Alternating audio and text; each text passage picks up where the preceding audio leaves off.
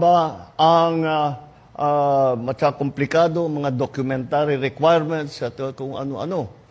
Ay kako hindi siguro tama yan. Dahil bakit naman mahaharang ang ating ibinibigay na tulong sa mga pamilya ng mga nasawi? Bakit mahaharang? Dahil maraming masyadong hinihingi na dokumento, maraming masyadong proseso, ang punot dulo ay nagiging matagal na, nagiging masyadong matagal ang pagbigay ng mga benepisyo na ito.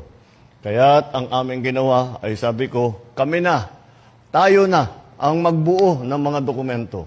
Tayo na ang mag-ayos ng kanilang mga pangangailangan upang dapat sa araw na ito maibigay na natin. Kaya't kayo, mga beneficiaries ng ating mga programa para sa mga pamilya ng mga nasawi sa habang sila'y nagsiservisyo sa bansa, ay ngayong araw na ito, masasabi ko, maibibigay na namin lahat ng inaantay ninyo na napakatagal. Hindi dapat naging ganito katagal.